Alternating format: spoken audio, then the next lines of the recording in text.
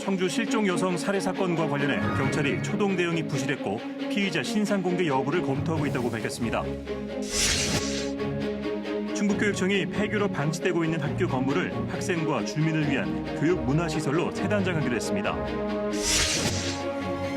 연말연시 어려운 이웃을 돕는 희망 2026 나눔 캠페인이 오늘부터 다음 달 말까지 진행됩니다. 올해 충북의 모금 목표액은 지난해와 같은 104억 원입니다.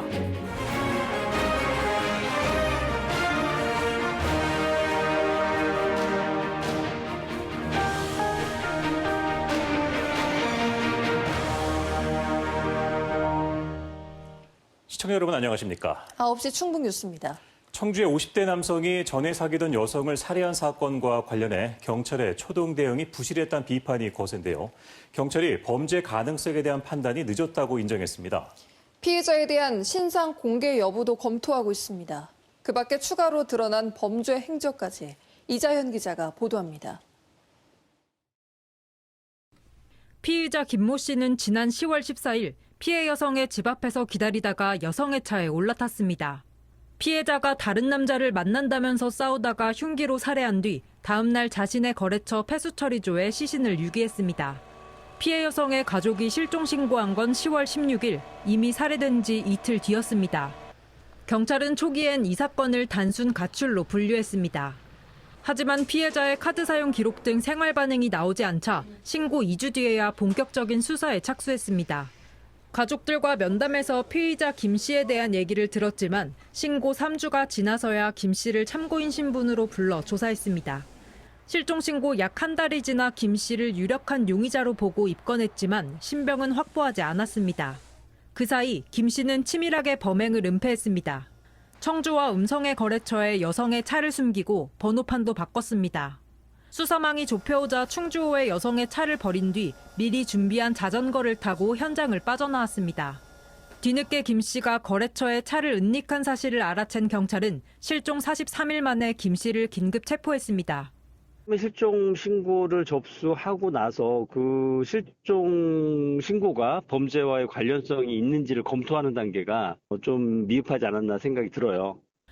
이에 대해 경찰은 기자들과 만나 범죄 가능성에 대한 판단이 늦었던 부분은 아쉽게 생각한다고 밝혔습니다. 한편 경찰은 살인 등의 혐의로 구속된 김 씨에 대한 신상정보 공개 심의위원회 개최를 검토하고 있습니다. 또 김 씨에 대한 사이코패스 검사도 진행해 결과를 기다리고 있습니다. 경찰은 계획범죄 여부 등을 수사한 뒤 이번 주 중 김 씨를 검찰에 송치할 예정입니다. KBS 뉴스 이자연입니다. 농촌은 학생이 줄어서 도시는 개발로 이사를 해서 학교가 문을 닫거나 예전 건물이 텅 비게 되는데요. 청주의 이런 학교 건물이 2027년까지 학생과 주민을 위한 교육 문화시설로 새 단장합니다. 김영준 기자의 보도입니다. 지난해 9월 새로 개발된 청주 동남지구로 이전한 옛 상당초등학교입니다. 학생들이 떠난 지 채 1년이 되지 않았지만 학교는 폐교나 다름 없어졌습니다. 지난 2023년 3월 청주시 가경동 홍골지구로 이전한 옛 복대초등학교도 마찬가지입니다. 충북교육도서관 별관으로 사용되는 1층을 제외하면 방치된 표가 곳곳에서 나타납니다. 주변도 학교만큼이나 썰렁해졌고 주민들의 상실감도 적지 않습니다.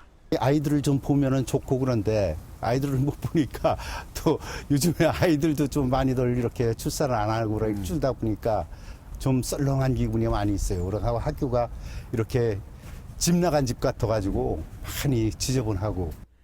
이들 학교가 다시 태어납니다. 충청북도교육청은 두 학교를 각각 미래형 학생체험 교육시설과 교육문화 복합공간으로 재건축하기로 했습니다. 옛 상당초등학교는 389억 원이 투입돼 2027년 8월까지 가칭 미래융합체험교육원으로 재탄생합니다. 늘봄과 창의예술, 인문독서, 휴식 공유 공간 등을 갖추고 지역 예술가와 함께하는 예술 창작 활동 체험과 전시, 요리 체험과 목공 체험 교실 등이 운영됩니다. 2027년 9월 가칭 꿈꾸는 체험교육원으로 재개원할 옛 복대초등학교에는 314억 원의 예산이 투입됩니다. 스포츠와 인문독서, 늘봄, 휴식 공유 공간 등으로 구성되고 익스트림 스포츠 체험과 다문화 교육 프로그램 등이 진행됩니다. 교육 과정과 이제 겹치지만 않으면은 주민들도 이용할 수가 있는데요. 그거는 이제 저희가 운영을 할 때 하기 전에 이제 계획을 수립할 때 이제 지역 주민이 이용할 수 있는 시간과 학생들 이용 시간을 좀 이렇게 분리를 해서 미리 신청을 받아서 이제 조정할 예정입니다. 주로 학생들의 교과를 연계한 체험학습으로 운영되지만 학부모와 지역 주민들을 위한 프로그램도 운영됩니다. 지역과 학교가 함께 활용할 수 있는 공간을 만들려다 보니까 굳이 이렇게 국가적 차원의 어떤 요구나 의견을 반영하는 것보다는 순수하게 지역 주민과 우리 충청북도 교육청이 함께 할 수 있는 체험 교육 공간으로 만들기 위해서 자체적으로 설계하고 시설을 준비할까 합니다. 학부모와 지역 주민을 대상으로 최종 설계 설명회를 마친 충북교육청은 내년 3월부터 순차적으로 공사를 시작합니다. KBS 뉴스 김영정입니다. 오늘부터 휴업이 예정됐던 대전 속리산 시외버스 노선이 정상 운행됩니다. 노선을 운행하는 서울 고속 측은 보은군 시내버스 무료화 등에 따른 적자 누적을 이유로 해당 노선에 대한 1년 휴업을 인가받았지만 충청북도와 보은군이 차량 광고 게재 방식으로 1억 원의 손실 보전안을 마련해 노선을 유지하기로 했다고 설명했습니다. 같은 이유로 지난달 15일부터 해당 노선 운행을 중단한 충북 리무진도 자치단체가 제안한 손실 보전안을 검토 중인 것으로 알려졌습니다. 버스 같은 대중교통을 이용하다가 다치는 사고가 잇따르고 있습니다. 타고 내릴 때 넘어지거나 급정거에 미끄러지는 등 그 양상도 다양한데요. 그 실태와 유의점을 민수아 기자가 취재했습니다. 늦은 밤 시내버스를 기다리던 20대가 버스에 오르다 발을 헛디뎌 넘어집니다. 온몸에 타박상을 입고 치아 5개가 부러지는 등 크게 다쳤습니다. 버스 앞으로 차가 갑자기 끼어들어 승객들이 다치는 사고가 나기도 합니다. 경남 진주에서는 이런 상황에 버스가 급정거해 한 70대 승객이 버스 운전석까지 미끄러져 머리와 허리를 다쳤습니다. 고령의 승객들은 대중교통을 안전하고 편하게 이용하는 것도 쉽지 않습니다. 가끔 정보는 있지. 급정거한다든가 그런 거. 커브도 때리는데 그럴 땐 사람들이 노인들도 힘이 없으니까 그런 경우가 있지. 앞으로 더 추워질 날씨도 걱정입니다. 다리가 안 아플 때는 그런 것도 다 좋았는데 다리가 아프고 나는 게 좀 힘들어. 특히 눈 오는 날 물기 있으면 미끄러질 수도 있고. 대중교통 이용 중에 발생하는 이런 안전사고는 계속 늘고 있습니다. 2022년 120여 건이었던 사고는 지난해 460건까지 급증했습니다. 올해만 해도 지난 7월까지 이미 200건을 넘었습니다. 특히 고령자들이 다치는 사고가 잦습니다. 65세 이상 피해자가 3년 전엔 전체 사고의 40% 수준이었지만 이제 절반을 넘어 60%대에 이릅니다. 뼈와 근육이 약한 고령자는 작은 사고나 충격에도 크게 다칠 수 있어 더 주의해야 합니다. 65세 이상, 대부분 70, 80대 이상 되는 고령 환자들인데 뼈가 약하기 때문에 넘어져서 생길 수 있는 그런 일반적인 타박상이 아니라 그게 결국은 골절로 이어질 수 있다는 게. 전문가들은 특히 겨울철엔 근육과 혈관이 수축해 사고에 취약할 수 있다면서 대중교통 수단을 오르내릴 때에는 완전히 멈춰 있을 때 움직여야 한다고 강조했습니다. KBS 뉴스 민수아입니다. 충북선거관리위원회가 내년 6월 지방선거를 앞두고 각종 제한행위 단속을 강화합니다. 공직선거법상 지방자치단체장은 선거일 180일 전인 오는 5일부터 사업계획이나 추진 실적을 알리기 위한 홍보물 발행과 배부, 방송이 제한됩니다. 또 근무 시간에 공공기관이 아닌 단체가 주최하는 행사 참석도 금지됩니다. 선관위는 선거법 주요 위반 사례를 안내하고 공무원의 선거 관여 행위를 중점 단속할 방침입니다. 연말연시 어려운 이웃을 위한 희망 2026 나눔 캠페인이 시작됐습니다. 이웃 나눔을 위한 각계각층의 관심과 온정의 손길이 절실한데요. 이유진 기자가 보도합니다. 하나, 둘, 셋! 희망 2026 나눔 캠페인이 사랑의 온도탑 가동과 함께 본격적으로 시작됐습니다. 올해 충북의 모금 목표액은 지난해와 같은 104억여 원. 1%인 1억 400만 원이 모일 때마다 사랑의 온도탑도 1도씩 올라갑니다. 지난해에는 111억 1,600만 원이 모여 약 107%의 달성률을 기록하면서 충북은 14년 연속 목표 달성에 성공했습니다. 올해도 캠페인 첫날부터 각계가 동참했습니다. 모두 2억 7천만 원을 쾌척한 지역 기업과 기관, 물품 제작 동아리 활동 판매 수익을 2년 연속 내놓은 중학생들까지. 시작부터 나눔의 열기가 뜨겁습니다. 처음 기부를 했을 때 이 돈이 어려운 사람한테 가는 것도 좀 신기했고 좀 뿌듯하기도 해서 나중에 커서도 기부하는 사람이 됐으면 좋겠습니다. 성금은 모금회나 KBS 청주, 충주의 지정계좌, 읍면동 행정복지센터 등에서 접수합니다. 모인 성금은 형편이 어려운 이웃의 생계를 돕는 데 집중 투입될 예정입니다. 충북 도내에는 소외된 계층 여러분들이 많이 곳곳에 있습니다. 10기 1번 이렇게 정성을 모아주신다면 저희들 충북 모금회가 투명하게 잘 전달하겠습니다. 사회복지 공동모금회 희망 2026 나눔 캠페인은 다음 달 31일까지 진행됩니다. 특히 오는 4일부터 15일은 충북 11개 시군 청사나 문화예술회관에서 현장 캠페인이 진행됩니다. 또 대한적십자사 충북지사는 내년 3월 말까지, 구세군 충청지방본영은 오는 24일까지 모금 활동을 합니다. KBS 뉴스 이유진입니다. 충청북도가 복지 사각지대에 있는 주민들을 위해 소득 수준과 관계없이 먹거리와 생필품을 지원합니다. 이른바 그냥 드림 사업으로 이달부터 내년 4월까지 청주와 충주, 제천, 진천, 괴산에서 시범 운영됩니다. 5개 시군 주민들은 푸드마켓이나 푸드뱅크를 방문해 개인정보 확인 절차를 거치면 햇반과 라면, 휴지 등 2만 원 상당의 꾸러미를 받을 수 있습니다. 내년 5월부터는 음성과 증평까지 확대 시행될 예정입니다.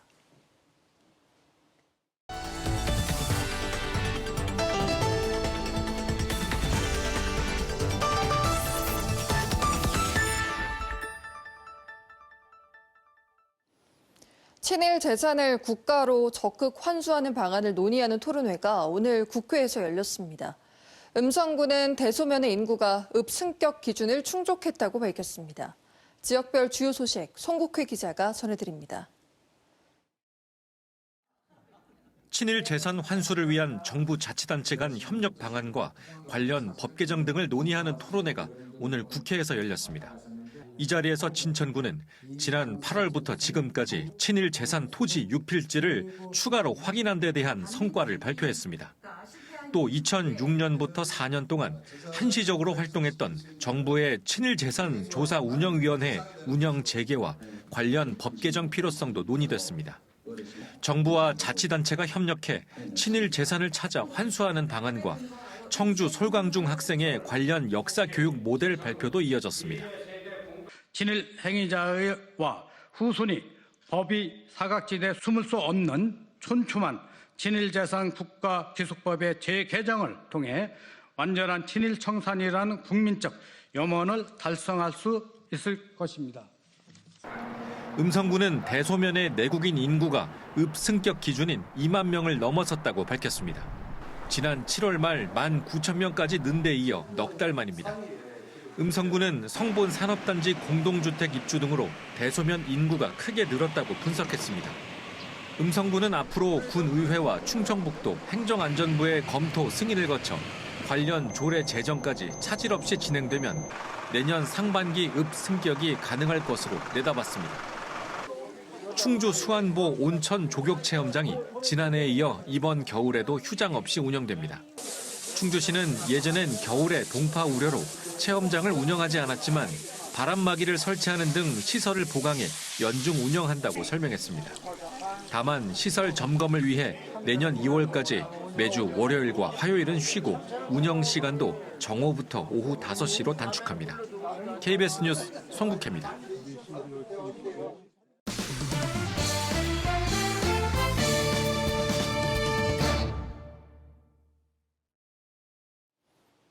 오늘 오전 9시쯤 청주시 오송읍의 한 15층짜리 아파트에서 창호 실리콘 작업을 하던 30대 A씨가 추락했습니다. 이 사고로 A씨가 심정지 상태로 근처 병원으로 옮겨졌지만 숨졌습니다. 경찰과 노동당국은 정확한 사고 경위와 안전수칙 준수 여부 등을 조사하고 있습니다. 오늘 오전 7시 20분쯤 진천군 덕산읍 신척저수지에서 승용차가 물에 빠진 채 발견됐습니다.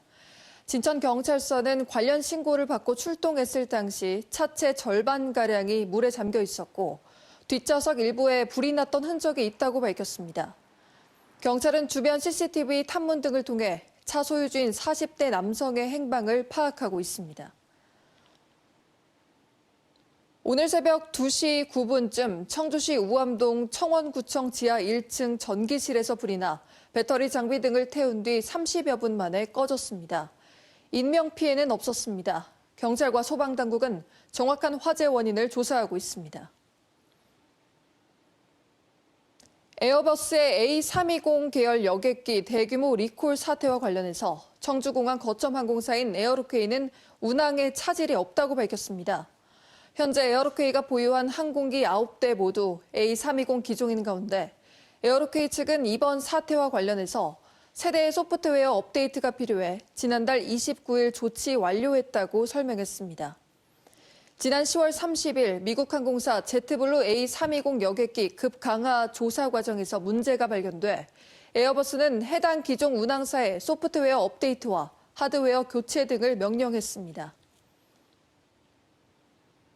올해 충북 고3 학교 스포츠 클럽 대회에서 축구는 충주 대원고가, 농구는 충주고가 우승했습니다. 충청북도 교육청 등이 주최한 이번 대회에는 고3 학생 500여 명이 축구 21팀, 농구 17팀으로 참여해 기량을 겨뤘습니다. 이 대회는 수능을 끝낸 수험생의 여가 전용을 위해 2007년부터 해마다 열리고 있습니다. 한국농업기술진흥원의 농업기술 사업화 설명회가 오늘 청주 오스코에서 열렸습니다. 이번 설명회에는 전국의 농업 관계자 700여 명이 참석해 신기술에 대한 설명과 상담을 진행하고 관련 기술 이전과 사업화 전략을 논의했습니다.